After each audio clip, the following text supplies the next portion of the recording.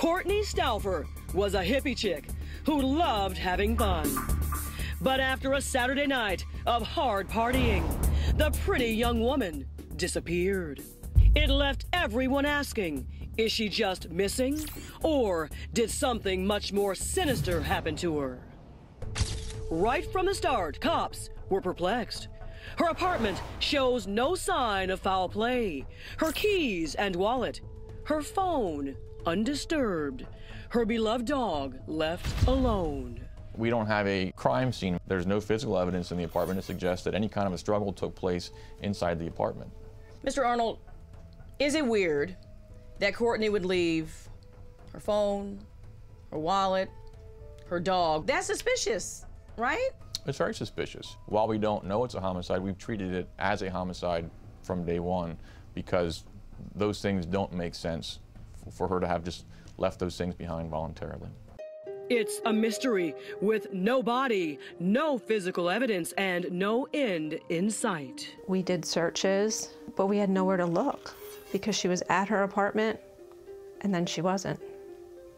So we just walked the streets of her town and we looked in dumpsters and under bushes.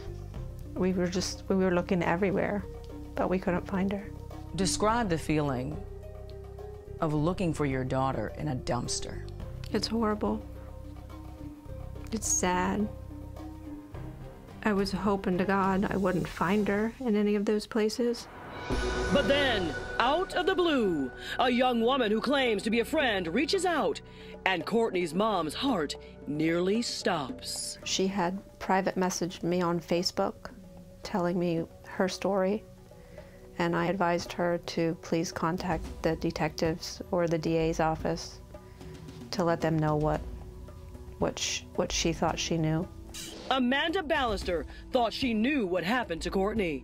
She tells her story to the cops and then a local news reporter. Okay, Amanda, tell us what happened the night Kortne went missing.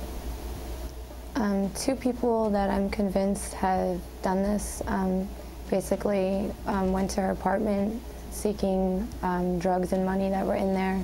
They had stole the money, from what I understand, and then killed Kortne, rolled her up into a carpet, and drove her to Memorial Lake, weighted her body down, and threw her in the lake and disposed of the body. Amanda's bombshell claim is the first hint pointing to where Kortne might be found. A place hidden in the back roads of the Pennsylvania countryside. This is Memorial Lake.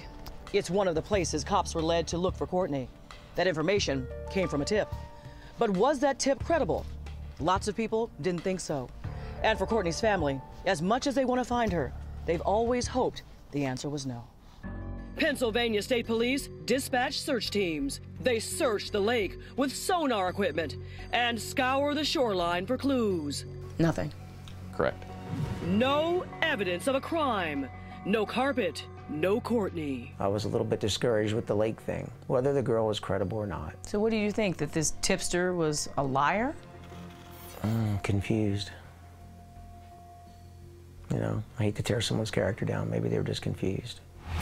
Cops are confused too. They're back to square one, running down every other lead. What about the couple Kortne battled with at the bar the night she disappeared? Or the neighbors who called the cops on the wild child next door? I went looking for the neighbor Kortne almost came to blows with that night. And I don't see any activity whatsoever. We couldn't find him at home, but the DA did. Every single person that we know to have any association with Kortne Stouffer has been interviewed multiple times by multiple law enforcement officers, again, to make sure that we're not missing anything that is hidden there. What about Cody Pruitt, the man who kept her out of fights and stayed the night at Kortne's? According to media reports, cops did obtain a search warrant for Cody's property. He even takes a polygraph test and offers up his DNA for analysis. After that, cops never considered him a suspect or person of interest. So if it wasn't Cody Pruitt, who took Kortne? What is the likelihood that someone she was with that night is responsible for what happened or knows what happened? I think that's the most logical answer, if I'm being honest. But what the likelihood is, I truly don't know. With every clue leading to a dead end, the theories start stretching beyond her hometown and down some very dark roads.